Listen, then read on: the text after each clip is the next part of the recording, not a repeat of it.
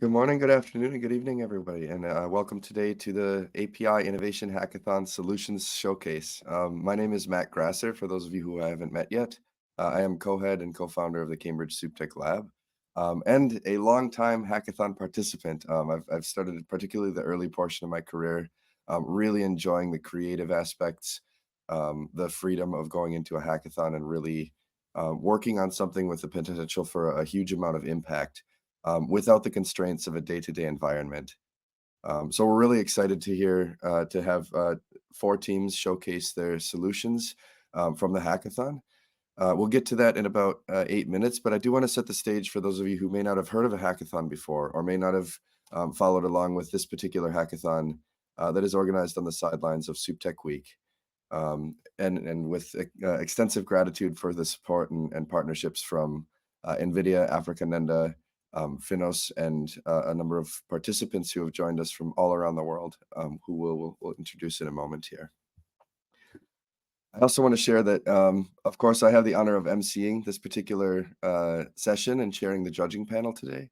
But I do want to really acknowledge all the hard work to bring the hackathon to life, from preparing data to onboarding participants, making sure everybody has a great time together. So I just wanted to quickly say thanks to Natalie, Abhishek, Bachimeg, Alejandra, Elia, for all the amazing work in coordinating over the last 2 weeks and well before that to prepare for everything else that we're doing. So, why are we talking about a hackathon? Isn't this about financial authorities? Isn't hackathon the wrong word? Actually, hackathon is exactly the right word. So, a hackathon is really a space for people to put together interdisciplinary teams without the constraints of their day to day work in order to put something together that actually functions and works during the course of a couple of weeks together. This is as opposed to things like tech sprints, which focus primarily on getting to a functional design or an idea of how we might approach something. A hackathon really focuses on concrete technical results more explicitly. Um, so, what is this hackathon about today? Well, we're all working in supervision. We're doing this on the sidelines of SupTech Week, which focuses on kind of the lab's role and our broader community's role in the supervisory space. So we see supervision as a primary mechanism to enable more reliable, secure, and equitable financial sectors for all of us.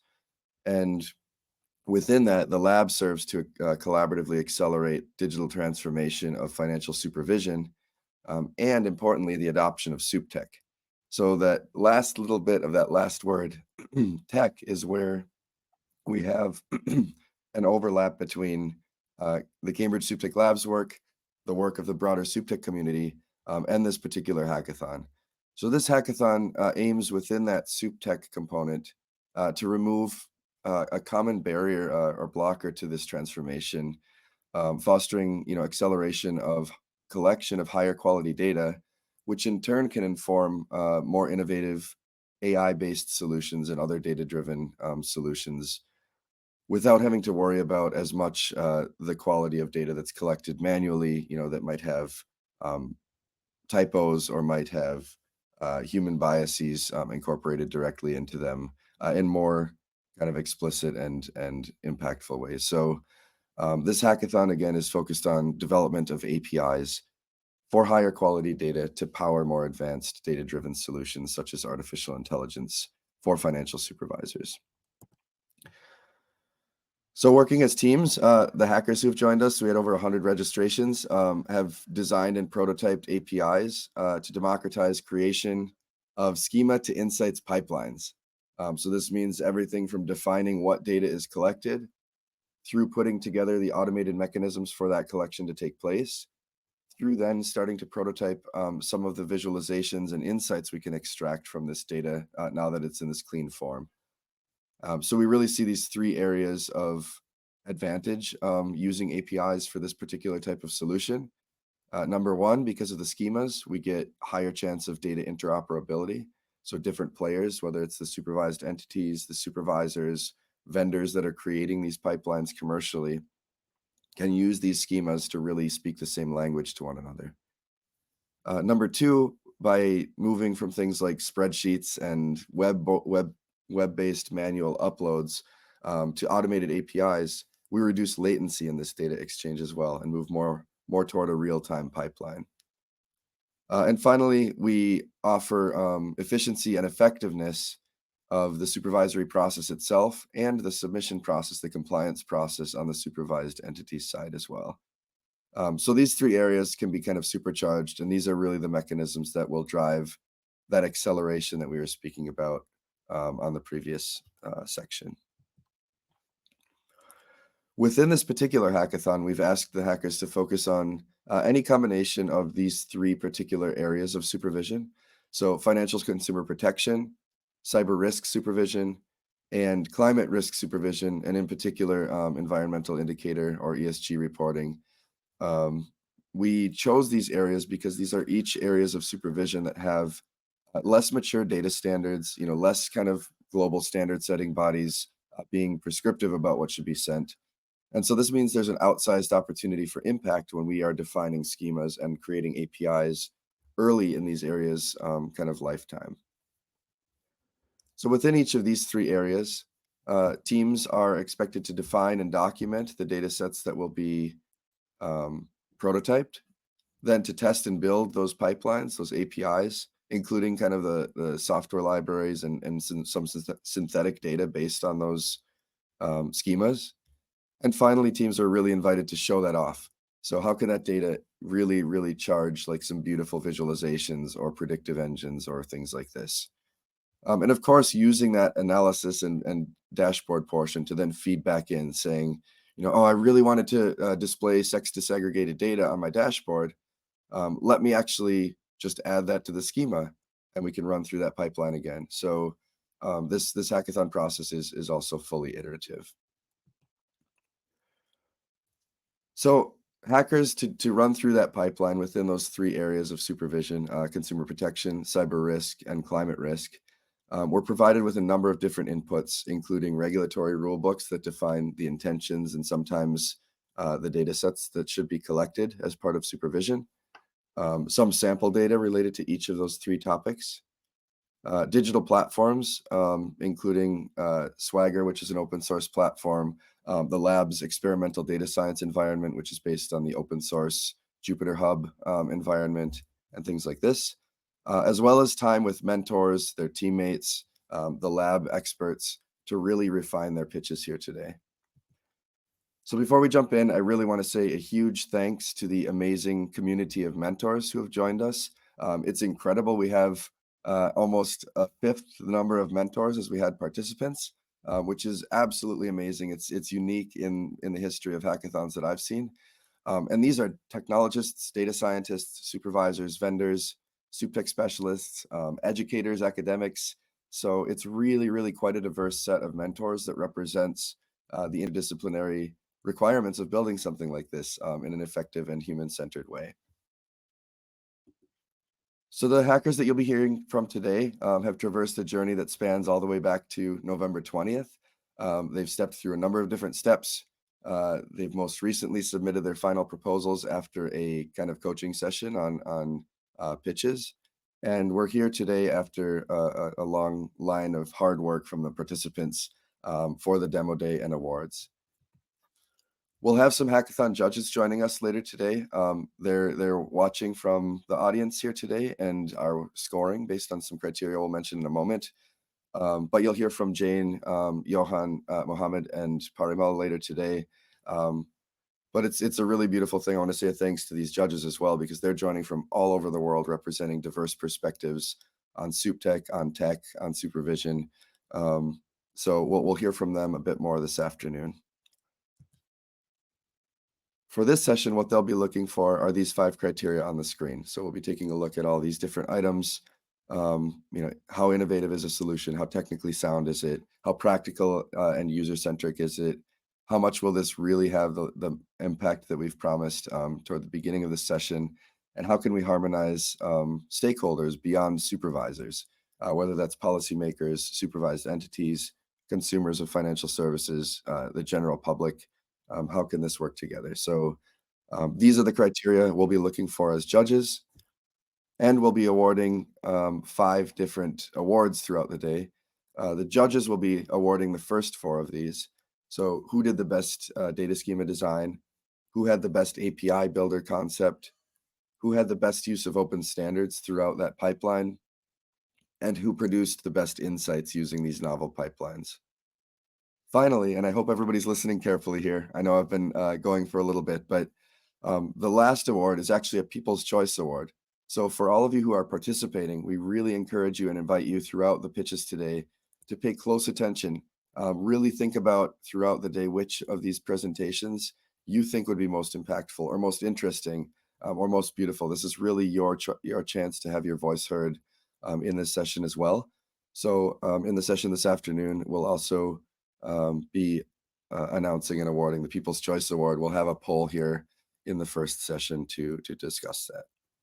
So with that, I've said enough for the whole day probably, and my voice is going after a long and exciting SupTech week. So we will move into the presentations. We're going to start with Tech Geeks, which is led by Ali in Egypt. Then we'll move to SupTech Newbies, which is led by Reham in Egypt. We'll move to BOT, which is led by Joseph in Japan. And finally, AI Phalanx, which is led by Sankar in India. So with that, I just want to thank everybody again for your hard work throughout the last 2 weeks. And I will turn it over to Ali to take us into the first pitch. Thank you so much and enjoy the show. Thanks, Matt. Hi, everyone. Can you hear me? Okay. So let me share my screen.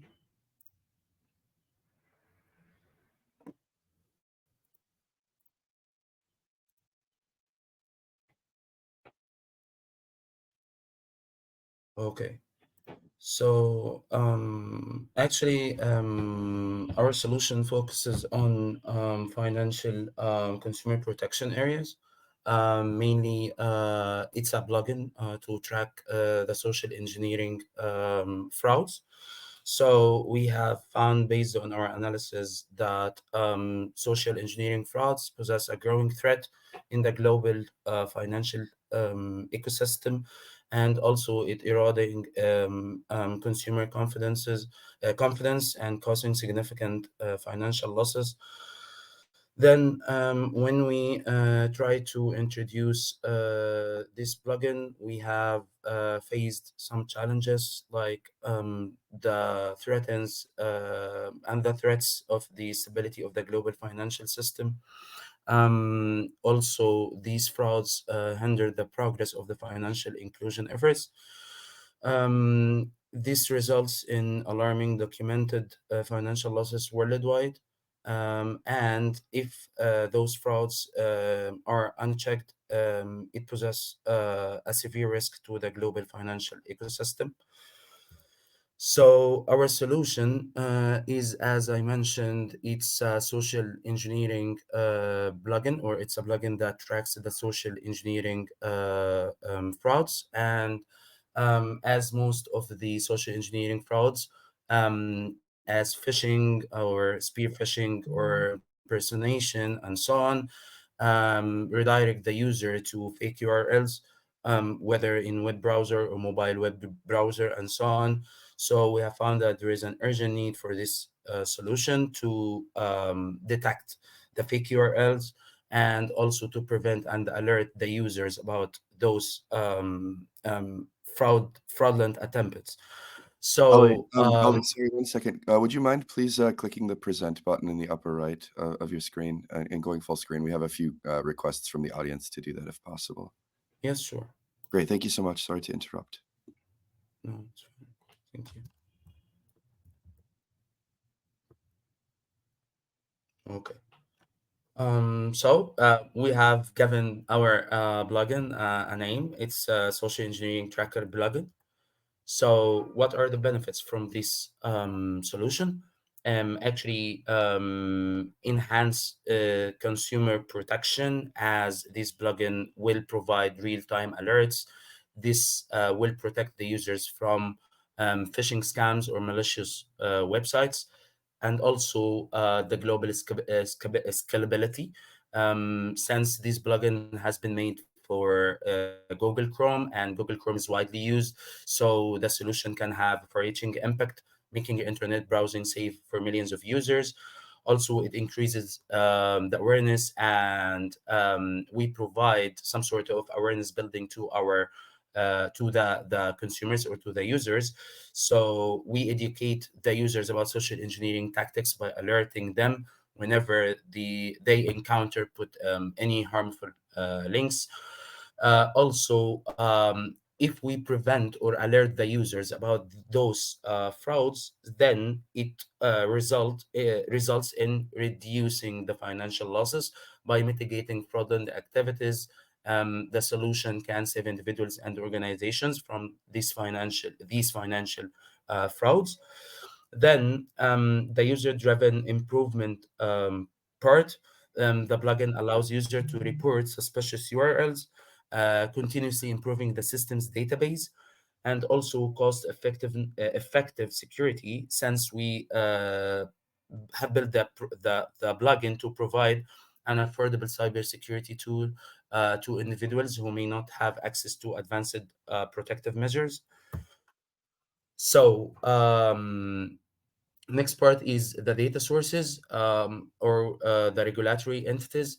The following data points include the information and samples for malicious URLs, phishing attempts, and they include the regulated entities, open sources, consumers experiences, and fraud portals. So the first one is URL house. What does this data point provide? It's a publicly available data set of malicious URLs, primarily those distributing malware. Uh, its usage is all about helps with identifying malware delivery schemes. The second one is cybercrime data sets, Kaggle. Phishing websites. We have provided some phishing websites, email phishing dataset, and credit card fraud dataset. Um, Also, the technology, we have used machine learning and natural language processing. We used machine learning models to analyze the URLs, detect patterns, and identify malicious links. NLP can be applied to scan and interpret text content or metadata associated with the URLs for phishing indicators. Also, we have developed a plugin for a browser using JavaScript, developed the Chrome browser extension using JavaScript, HTML, and CSS. Also, threat intelligence database and APIs, since we integrate with threat intelligence databases like VirusTotal, FishTank, or Google Safe Browsing API. The backend with Flask and Django. Build a backend service to maintain a centralized database of known malicious URLs, handle ML model productions, and real-time notifications. Use WebSockets or similar technologies to send immediate alerts to the user. And lastly, secure communication. We have used and employed HTTPS and encryption for secure data transmission between the browser plugin and the backend services. So um, I want to thank you for giving me the opportunity to present our solution, and I'll give my team the opportunity to answer the questions. Thank you.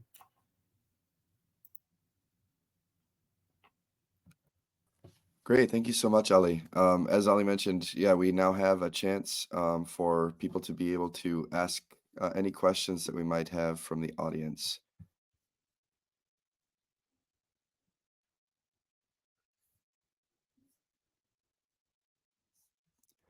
There's one question from Luca in the chat here, Ali. The question is, how is this deployed ultimately? How's this envisioned being deployed? Okay. Can I delegate the reply of the questions to my team, or?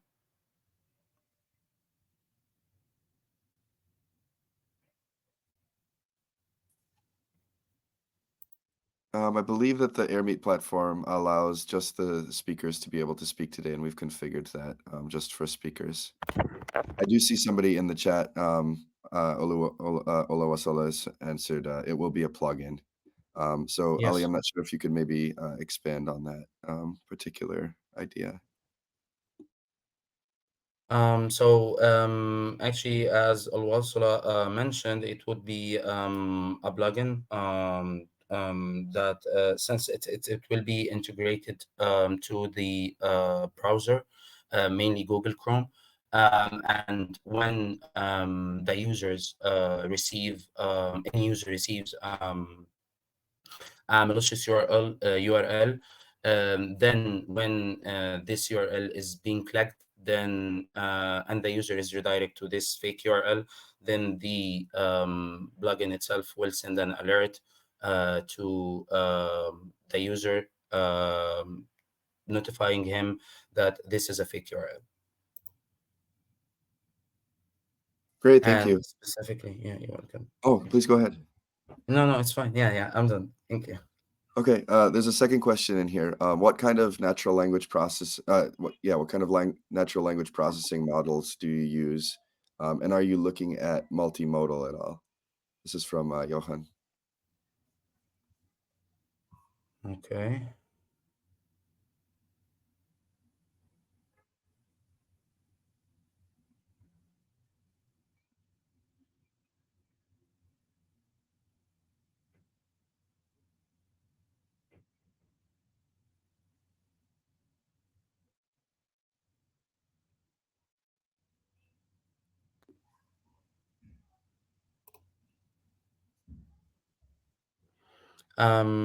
It's still under consideration. I mainly give the opportunity to the rest of the team to answer the questions so that I don't participate to be the only participator.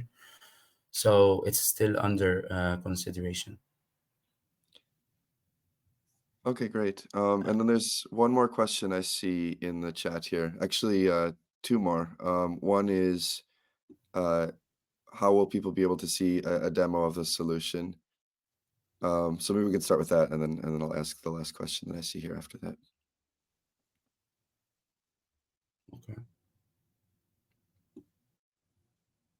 So someone wants to see a demo of the solution itself?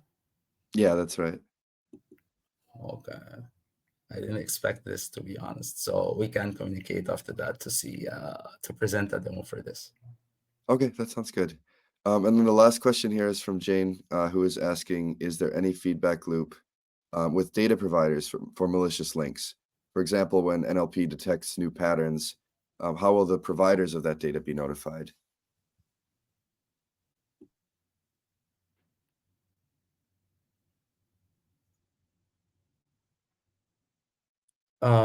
Actually, we have put the some data points of the most recent reports of the malicious URLs or fake URLs. So actually, as I mentioned in the presentation itself, when the pattern or the known patterns of the fake URLs are identified or detected, the plugin itself notifies the user about it.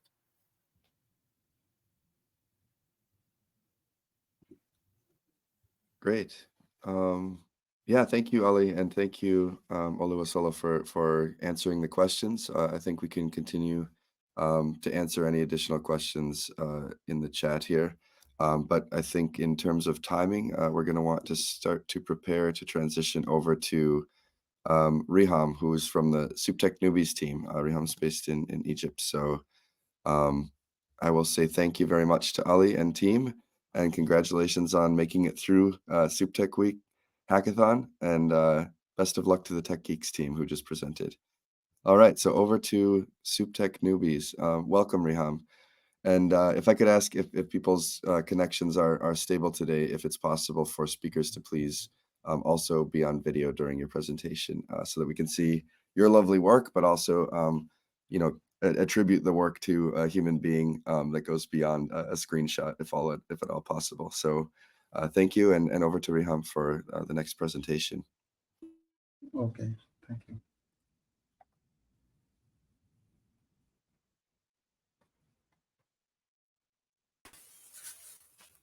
Hi everyone. Mohamed will be presenting today, but me and Carlos will be here to answer questions at the end. So please, Okay, I will share now.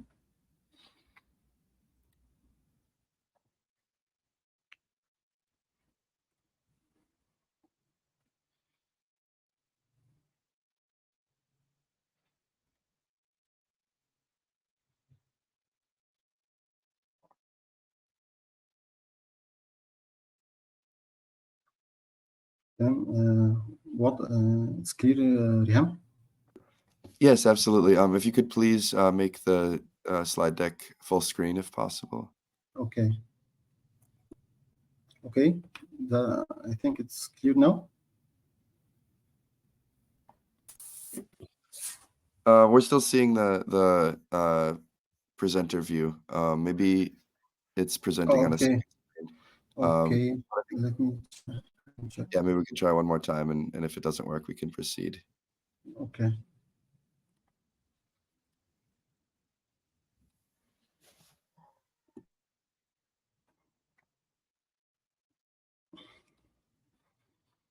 Okay.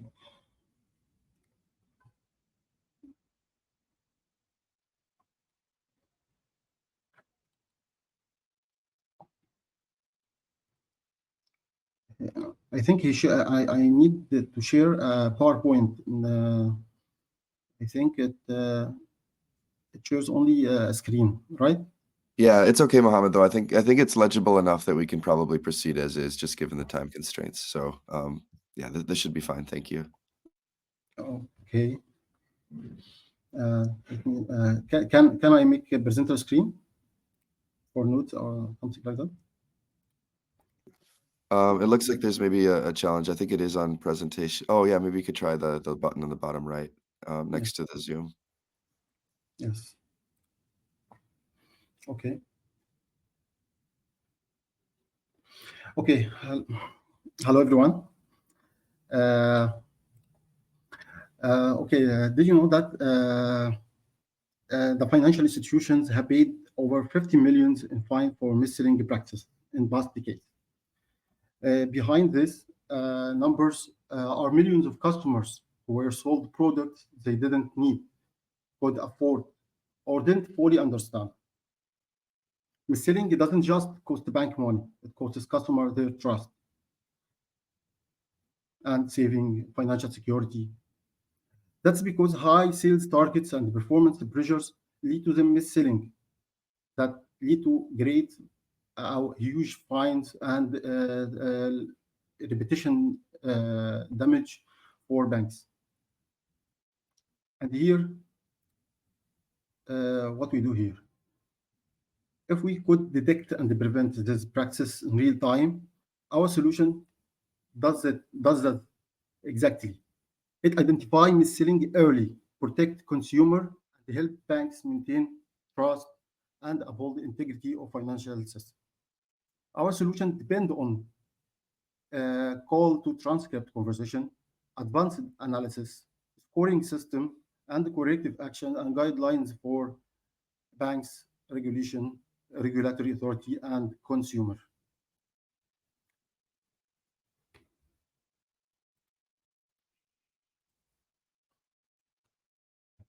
So our solution starts with integrated data. We use this data in our data scheme, like KYC information, credit bureau score, bank risk rate, customer CBE ID, and the recorded call transcript. Also, some financial figures for SMEs client. Sorry, Mohammed. It looks like the slides aren't advancing on the screen that we're seeing. I think it might be best if you exit full screen mode and just use the Okay. document. Sorry to interrupt again. Okay. No problem.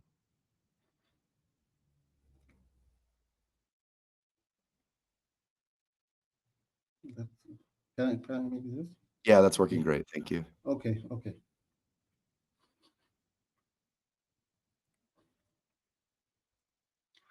So after data integrated, we have a technical solution. Our solution integrate technical tools like data schema that try to simulate the structure of data in hand. Also, Bosch API to facilitate data collection from different sources. And AI solution. In our AI solution, detect calls, transcript, and identify whether it is mis-selling practice or not, and give a score for each call, and give description for the negative or positive. And after that, based on mis-selling calls detected, the application or solution, our solutions gives recommended actions for, to solve this finding. Also, it generates guidelines for consumers to ensure awareness and education. The last thing here, it's a database, separated database. We created separated database to overcome performance issue. And as we see in advance, we will share some screenshots for our solutions, our technical solutions. Here, it's his screenshot from a technical solution API. An API to get AI input call for testing, which call to conduct per call analysis. In this screenshot is a JSON output for call with mis-selling detected, and another one with no mis-selling detecting here. We have two samples here for our solutions. After that, we have API here to receive AI output to persist in its database. And finally, the output from our solution, as we see, as I said before, it's periodic report and the guidelines and the data visuals. Periodic reports and the guidelines, this is a sample for generated periodic report in Arabic language, including this problem. The problem here is aggressive, for example, is aggressive sales tactics and the recommendation regarding this issue, including employee training and awareness.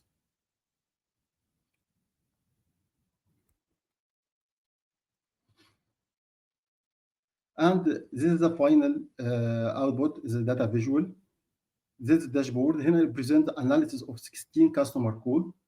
5 calls of 16 is detected as a mis-selling, and 11 of them only detected as normal or not flagged for mis-selling.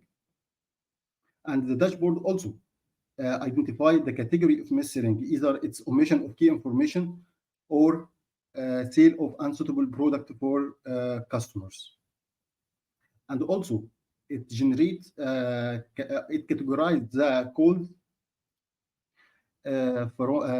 by banks to know which bank has the most mis-selling and try to issue regulation regarding this bank. Finally, our tool help regulator catch mis-selling early, making oversight more efficient and ensure consumers are protected. For banks, it cut fines and ensure that they compliance with regulatory requirements. And for consumer, ensure trust and ensure they can get protected from any mis-selling practices. And for regulator, ensure the financial ecosystem is running well and customer interest is served well here. And for society, ensure transparent and ethical financial system benefits everyone. Thank you.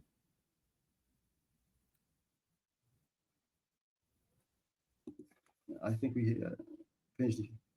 Great. Thank you so much, Mohamed and team. Thank you. Yeah, great presentation. We're opening this up now for questions and answers in the chat. I did see there were several questions about the particular problem statement. Reham answered that in the chat already. But Mohamed, Reham, Kyrillos, if you want to, feel free to please expand on that verbally now, if you'd like to. Okay, the problem here is the misselling. Misselling, we find the customers in financial, when dealing with financial services like banks, exposed to misselling practices. Misselling practices, I mean here, like pressure in sales techniques to sell product the customer doesn't need, or sell product and omission some information for client. I hide, customer service hide some information for client. And sometimes they sell product the customer don't need. So to achieve its targets, sometimes they tell customer false information. And sometimes for credit, in when ensuring when the bank grant customer loans, they grant loans for customer who have high risks to achieve just the target. And this is harm customer, make overburden, and this doesn't meet customer needs and expectation. And here our solutions come with in analysis calls with customers, either complaints, either sales calls, or an inquiry calls from clients about product and services, to detect either which call is included misselling. And as we see, for example, for some misselling here, like mispresentation of product, aggressive sales tactics, selling an appropriate product for inappropriate customer, failure to provide key information, sometimes unauthorized transaction to cut some fees and commissions from clients he didn't know about. So all these problems cause customers lose their trust. We lose trust of customers here, and this is years ago. Wells Fargo Bank, the Federal Reserve imposed some penalty for Wells Fargo Bank for this misselling practice here. And in UK, all over the penalty on banks for misselling exceeding $20 billion, 20 billion sterling pound. So this is our problem, and this is a solution to solve this problem: to detect, to analyze, and recommend action for banks, for employee, and for a guidelines for customer to know their rights. I wish I explained well. Yes, that's great, Mohamed. Thank you so much. There are a few questions from the judges in the chat. I think in the interest of time, we'll want to move on to the next presentation. But please, there are questions from Luca, from Parimal, and from Johan in the chat here. So if you would please address those as we move forward. And we will prepare to first thank you to SupTech newbies. Great job today.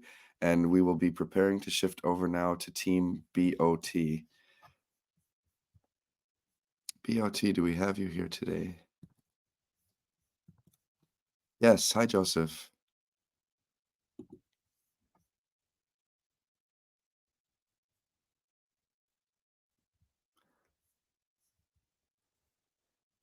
Joseph, you are on mute, just so you're aware. We can see your screen now, but you're on mute. Okay, hello, hi everyone. Okay, thank you. Okay, my name is Joseph Nyingi. I'm a Kenyan, but now I'm a researcher in Japan, Gifu University. And I'm representing Team BOT. And everyone is asking, what does BOT means? It means Bank of Tanzania. So I use the handbook resources, that's liquidity risk from Bank of Tanzania. So our solution is linking finance and environment seamlessly. Our API bridges the gap between financial risk and environmental vulnerabilities, making the risk analysis 60% faster, 40% more accurate, and easily scalable. We are Team BOT. So our problem, financial supervisors have a challenge to integrate financial risk, such as liquidity risk, with environmental risk, such as disaster likelihood, ecosystem vulnerability, or other physical risk, or climate risk, because there are no clear standards or tools which exist to connect and help to analyze this information effectively. So our target audience is not only financial supervisors, but also ESG analysts, institutional investors who are focused on risk management analysis and sustainability reporting.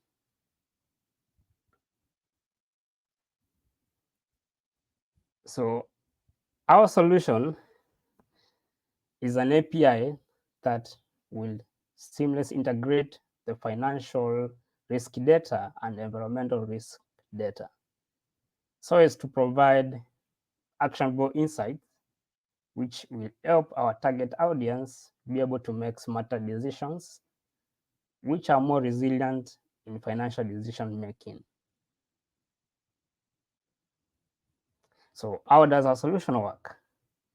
So the first step, our solution is you upload your financial risk data, could be liquidity data, then you link with the environmental risk data, can be ecosystem, can be climate risk data, disaster likelihood, and then after that is going to generate insights such as heat maps, correlation, visualizations, scatter plots, or pair plots. So next step, I want to show you a view of our API. I hope it's visible now. So these are our API will look like. So, Sorry, Joseph. I don't know that we see the video on the screen right now. We still see the presentation. oh, okay. Is it visible now? Is it the Swagger editor? Yeah. Yeah, we see that. Yeah, thank you. Oh, yeah. Sorry for that. So these are our API should look like your financial environmental risk integration API is the title. We have a short description of what's the purpose of our API. And then we have the schemas how to, here you upload your liquidity risk data. And then we have another stage where you upload your environmental risk data, like could be like disaster likelihood, ecosystem vulnerability. And then from there, the two data sets, when they are combined, they're going to generate a correlation analysis. And you have the schemas here. So the schemas can tell you the liquidity risk level, whether it's high risk, medium risk. It also shows the time, environmental risk data as well, the type of it, if disaster likelihood, ecosystem vulnerability. We have geoposition, that's the latitude and longitude of the place which you have selected, and then can show you correlation request, whether you want a financial risk and environmental risk or correlation, and also the correlation type. So Sorry, on the Joseph. hello. Sorry to interrupt again, but it looks like we're seeing the Swagger editor screen still. Is it? Oh, now it's moving. Okay. Sorry. Yep. Thank you. Yeah. So yeah, you can upload your data set, that's liquidity risk, environmental risk, and generate correlation analysis. On the schema, it can tell you the risk level of your liquidity data, the time. On environmental risk data, you can get the disaster likelihood, geoposition, the latitude or longitude you wish your data to be from. Can tell you the data source, whether it's from satellite or manual collected. at the timestamp, and also it can show you the correlation request. That's the different type of correlation. It can be Pearson's or Squareman. And then you have the response messages. So back on our pitch deck. Okay. So on the analysis,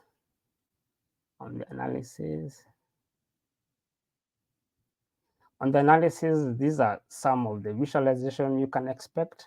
And the good part of our product is it can help you interpret your analysis if it is a heat map.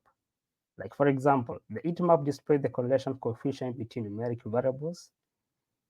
For strong positive correlation, that's shown in bright green. For strong negative is shown in dark blue. Can show you scatter plots as well. And can as well show you pair plots.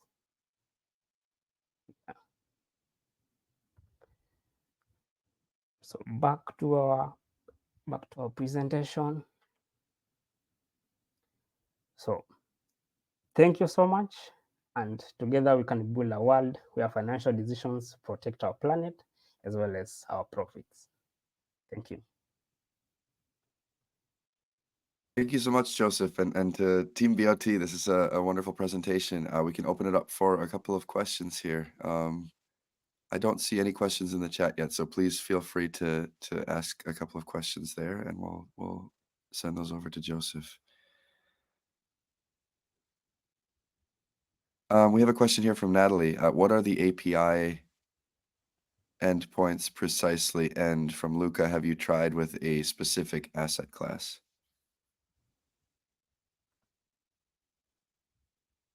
Okay. So these are our API endpoints. I hope Natalie can show you. They are visible here. And also on the question by Luca, I've tried with the sample data which I generated with my let me show you. So I tried it with the sample data which I generated with my code here. So it was in JSON format, and it was I renamed it Tanzania sample data JSON, just because I was using the same kind of resource. Thank you. Great, thank you, Joseph. One more question in the chat, and then we'll get ready to move over to our fourth team. So there's a question, who is sending the liquidity and environmental risk data? Is that expected to be supervised entities or other financial authorities, or like who is using these endpoints in your mind when you're designing? So it is expected to be our target audience. That's the financial supervisors or ECG analysts or the investors who are interested in sustainability and reporting. Yeah. Okay, great. Thank you so much, Joseph. Really, really excellent presentation. Thank you for answering the questions. As with the other teams, if there are questions that come up in the chat or Q&A, please keep an eye on that. And we can move forward. It looks like there is a question in the chat for you, Joseph. So please be sure to take a look there. All right, our fourth and final presentation for today is Team AI Phalanx, led by Sankar in India. Are you with us here today? Oh, and Joseph, if you could please stop presenting your screen as well. Thank you.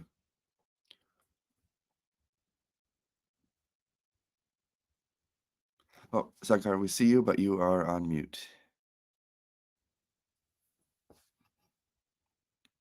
Am I audible now? Yep, absolutely. And we do see your screen. Thank you. Yeah, thank you. Yeah, thanks. Okay, so thanks for giving an opportunity to us to talk about our project that we call this AI Connects. It's called a digital bone. Meet our team, Manish, Saloni, Priyanka, Shankar, and Sachin. We are the 5 people from India and working for City. And our problem statement is more about talking about the AI Connects. So first, let's spend some time discuss about the API innovation and why this hackathon is more important. So we are in the world of AI world. And APIs play a critical role because it's allow us to do a seamless integration, and it's allow us to do scalability and real-time decision making. Since the data is available across different structured and unstructured format, and different ecosystem, how we can get this data, or all this can be presented in a better way. API play a critical role here. But when you talk about innovation, how we can apply. So what actually we thought, why don't we create a kind of a automation API endpoint which can allow people to leverage it seamlessly? Then about the focus, because our problem statement more about the ESG, environmental sustainable growth, and then it's called a sustainability and focus. So how the API is really going to help in that one. The other important part when you talk about the AI, can you create a kind of customizable AI pipeline? Like for example, we do, classical example like the Chat GPT, or you are talking about Gemini, they have given that API endpoint. How we can take that one and do the innovation. So that's why the API innovation is play a critical role. And then how we can bring the enhancement, the explainability. So that's why the API innovation. Now we have taken one of the critical problem statement that is called climate finance data, and why it is important. As you know, current world, it's a stage of because of significant climate changes, and it's really impacting the world. And now what happened? A lot of organizations they have come up with the data, but how this data is really going to benefit to our end user or the financial organization? This climate ESG business is a $50 billion business, and each and every company now want to focus on this one. But for that, they need the data. So if API endpoints generally play critical role, which is allow us to seamlessly access this data. They can do the insight analytics on top of it. So as a part of hackathon, what actually we are doing, we are taking IMF data. They have really published a good amount of data and how the climate change happened to the global economy. But by bringing the data, we try to do some analysis on top of it and create our API endpoint. And what are the key data set we have taken? The greenhouse emission data, mitigation, adoption, and low carbon economy and climate finance. These are the critical data sets. We try to bring it to the together and then try to build some kind of analytics on top of it from the different country, and how it is really impacting and showcasing on some of the insights. We will showcase you through our demo. What is our hackathon goal? In the hackathon goal, our goal is kind of a identify the key indicator and develop a matrix on top of it. The second is kind of the data is available on the multiple indicator. Can we bring the data and create a kind of a proper data model which is going to help us to seamlessly connect and present it? And third is kind of a define an API schema based on the OpenAI standard. On top of that one, we also build a chatbot which is going to help you to ask any question and give the answer. But the problem is kind of the data is not structured. Now, when you solve any problem statement, as an engineer, we generally follow lean canvas. Lean canvas, nothing but kind of a simpler pace where it explain you the whole problem statement. As we discussed, we are using the IMF data. We are creating the API endpoint. For that, we are using Python, OpenAI, Jupyter Lab, and DataGym, which is our one of this solution which we have leveraged here and try to build the whole data modeling there. And who is our end user? It's going to be government organization or IMF body. Since it's open source, it's a free of cost. Anyone can leverage it. Now let's go to the architecture. So how the whole process is going to work here. So as we discussed, the IMF climate change dashboard is there. By using the API, we bring the data. We leverage Cambridge Super SupTech data gym now, where we did the whole data analysis, then create a data model. Then after the data processing, we have created API endpoint. On top of that, we have built a kind of a web tool and also created help assistant, which is going to help us to give the details. Now let me hand over to Priyanka. She is going to explain about the data model. Priyanka, please go ahead. Yes, hi everyone. I hope you can hear me. So our project focuses on creating a star schema to analyze like climate finance data. So this helps us understand like how money is being spent, the risk involved, and how institutions are addressing climate challenges. And we have used three main data files: direct investment indicators, like information about money invested directly in climate projects. Second one is environment taxes, details about taxes collected from activity that impact the environment. And third one is environmental protection expenditures, data on how much is being spent to protect and restore the environment. And these files had common information like countries, years, and indicators, which we use to design the schema. And how we created the star schema: so we combined the number from the source files into a fact table for financial data. Then we created dimension tables for related details like countries, which has names and codes for each country, then indicators like description of what each number means, and then years, sectors, and units to track trends consistently. This made the data clean, organized, and easy to analyze. And why this schema? So first thing is it is simple, it organizes data in clear way. Second one is fast, makes it easy to get answers from the data. And third is flexible, we can add more countries, years, or indicators as needed. And last but not least, like from my side, our star schema turns complex climate finance data into powerful tool for change. It's simple, effective, and ready for the future. Now it's over to Manish.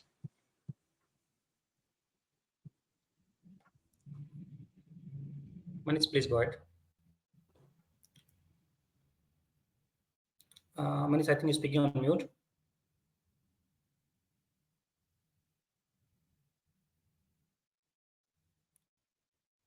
Can you please, yeah, please go ahead.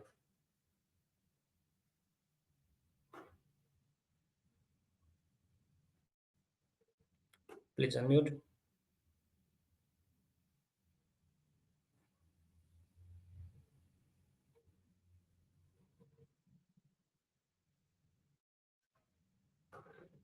Okay, can you please go to the API endpoint? I'll just explain. Okay, so if you see here, these are the data endpoint, API endpoint which we have created. If you see, sector is one of the endpoint. Can you please expand that one, Manish? So, and that's a group and sector. And as I discussed, right, indicator and group indicator, these are some of the things which we have taken. And we can just apply anything. Can you please go to the country and just put one country and I want to see the data? So you see, this is the API, and we follow the OpenAI standard and create our endpoint. And then in the country, let's say if you want to just expose the data endpoint, that is going to help us to give the details.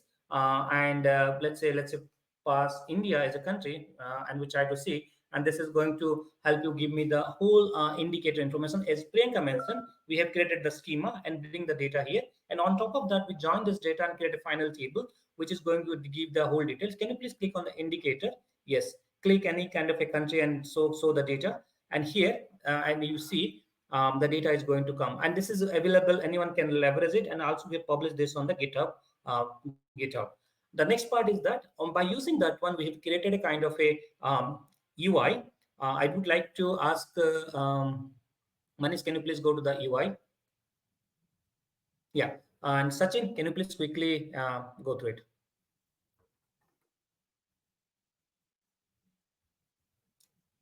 Sachin, are you speaking on mute?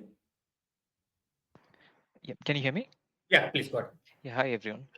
So after getting the API endpoints, and since the Swagger is already there for it, we were able to create a React-based UI just for better analysis from the user side.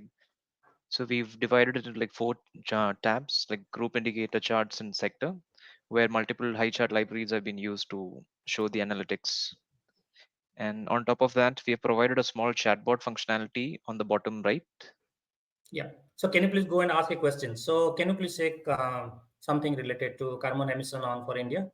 So the good part of this one is now it's not about the chat, right? Because the data is already available. We have integrated in-house one of the chatbot and then try asking a question. So it's not about just kind of a UI presentation layer. By using the API, it's automatically going to help us give the data. Okay. And you see, right? This is coming that detail. The point about the. Can you please scroll a little bit up?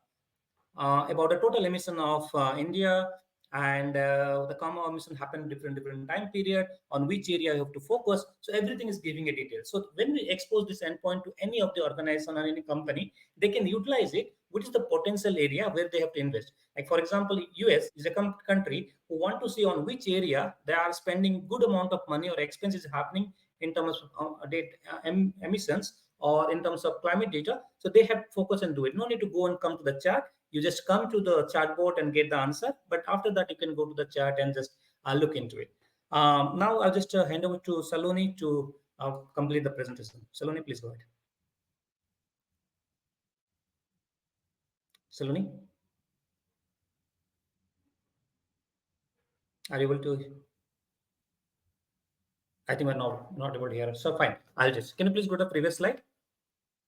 So These are the milestones which we have achieved during our hackathon. We have created our data model. We have created data transformation pipeline. We created our API schema as per the OpenAI standard, created a web tool and AI analytics. And today we are giving demo. But this is not just a start. What is our future scope? Can you please go to the next one? The future scope is kind of a how we can do real-time data access. Now what happens, we have write a kind of simple API to pull the data and create the model. Then but we want to get a real-time analytics on top of it, and the chart and graph is going to present to the group. And second is more about the climate finance integration. There are some other interesting data pattern available in IFF. Can you bring the data and integrate it? And a scalability, because we have significant amount of volume of data we're using, and we are using the open source tool which has a limited capacity. Can we scalable this? And most is the AIML analytics, which is can give more insight about this climate finance data, which can be leveraged by the different group. One of the things which are also planning to do, can you please open the Microsoft PowerPoint? This is what actually our idea is all about. Can we have a kind of a commentary on top of it? This is we have developed internally, but this can be done as kind of automatically and can be available as a PDF form for any country advertiser. That means if you look into about a particular country, what are the different data point, what are the different your parameters where they have to look into it, and what actionable item they have to do it. Can you please open that one for a second? So our goal is kind of a, so while we work on this particular hackathon, we understand that, okay, climate finance really play a critical role. And during this hackathon also, we understand that how this is, the data is going to monetize. So the API endpoint, which we have developed on top of the IMF data, and that can help not only the IMF, but also all the financial industry. So utilize it and they can focus the area where they have to invest and also contribute to the climate finance. So with that, let me stop. Let's see if this is coming up. If not, then we are ready for the question and answer.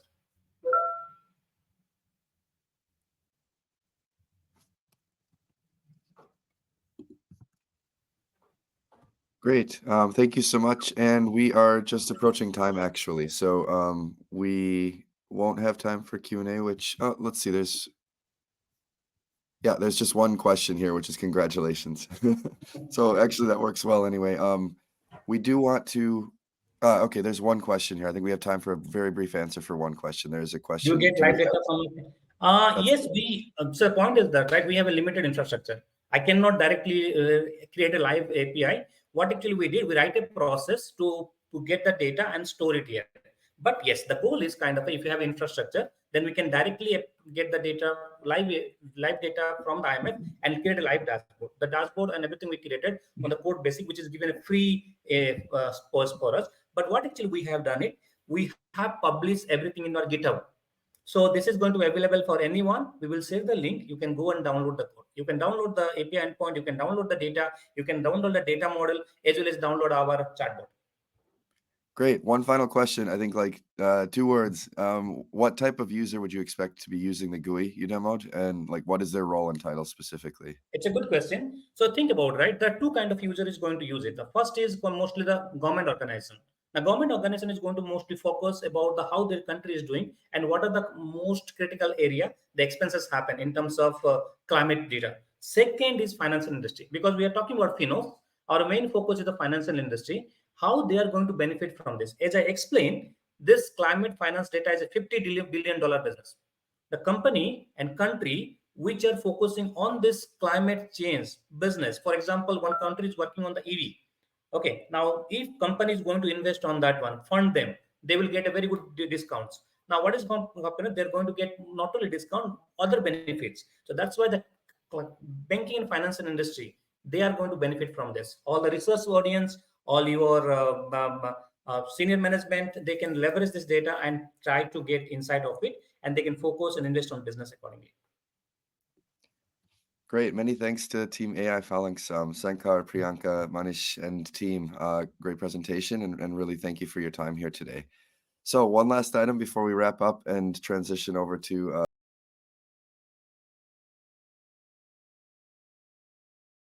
a poll that we're running here. And the poll is for the People's Choice Award, as I mentioned earlier.